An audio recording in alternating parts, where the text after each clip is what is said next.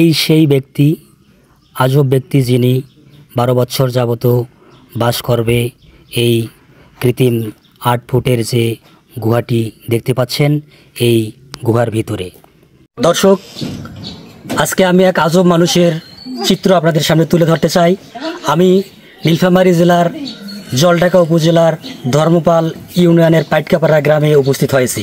দর্শক, সেই আজব মানুষটির নাম হচ্ছে রঞ্জিত সাধু, যিনি 2020 সালের শুরুর দিকে ভারতের তীর্থ স্থানগুলো ভ্রমণ শেষে দেশে ফিরে আসেন। নিজ জেলায় তিনি ফিরে আসার পরে নিজের পরিবারকে তিনি ত্যাগ করেন, নিজের 3 সন্তানকে ত্যাগ করেন, নিজের এক কন্যাকে তিনি ত্যাগ করে নিজেই সেই দেওনাই নদীর তীরে অবশিষ্ট বালুর উপরে এক কৃত্রিম গুহা 10 ফুটের নিচে তিনি বসবাস শুরু করেন। আমরা স্থানীয় সূত্রে জানতে পারি তিনি মনোবাসনা পূরণের লক্ষ্যেই মূলত এই পথটি বেছে নিয়েছেন।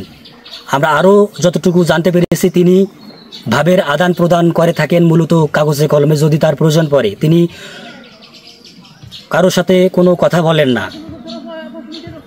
এই হচ্ছে ওনার বাসস্থান। আমরা যতটুকু আপনাদের দেখাতে পাইতেছি ইনি এই বাসস্থানে মূলত বসবাস করে থাকেন। দর্শক, এই সেই ব্যক্তি, আজব ব্যক্তি যিনি 12 বছর যাবত বাস করবে এই কৃত্রিম 8 ফুটের যে গুহাটি দেখতে পাচ্ছেন এই গুহার ভিতরে। মাটির নিচে সাধুর বাস। দেওনাই নদীর তীরে অদ্ভুত এই সাধুকে দেখা যাচ্ছে কিছুদিন ধরে। স্থানীয়দের কাছে পরিচিত হলেও আচরণে তিনি অচেনা। নীলফামারীর জলঢাকা উপজেলায় ফিরে আছেন রঞ্জিত চন্দ্র রায় 2020 সালের শেষের দিকে এসে তিনি ঘর ত্যাগ করে, নিজের পরিবার ত্যাগ করে। 12 বছরের জন্য ধ্যানে বসেছেন রঞ্জিত রায়ের পূজা অর্চনায় এরই মধ্যে কেটে গেছে 4টি বছর। নিঃসঙ্গ নির্জনে থেকে মহাদেবের সাধনা পালন করতে চান তিনি আরও 8টি বছর।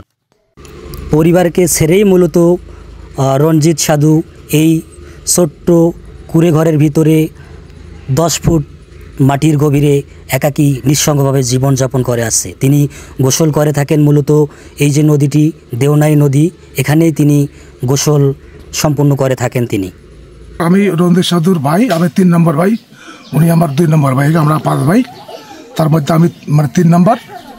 তা আমার জানা মতো ইনি অনেকদিন থেকেই ওই ভারতের সর্বতীর্থ করে এসছিল আর কি। আসার পরে প্রায় বছর খানেক পরে তাদের কি হইলো, মন মানসিকতা কি দেখলো ধর্ম প্রতিষ্ঠানে দেখি সাধু হইল। সাধু হওয়ার পরে প্রায় এখন 4 বছর 4.5 বছর আছে আর কি। এখন উনি তো তার সংসারে কোনো দেখে না, এমনি চলাফেরা করে আর কি, ছেলে পেলে দেখে, কিন্তু কথা কোনো বলে না। সে এখন ব্রহ্মচর্য পালন করতেছে। আমরা পরে বাধা করছিলাম যে এটা করা যাবে না, তখন না এটা তোমরা বুঝবেন না, এটা আমি বুঝছি। ঠিক আছে, হয়তো ধর্ম বিষয়ে যদি কেউ একটা সাধু ভক্ত হইতে পারে, এটাও আমার জায়গার নাম পৌরুষ, বংশের পৌরুষ, এইটাই আর কি। তাছাড়া আর বেশি কিছু বলতে পারলাম না।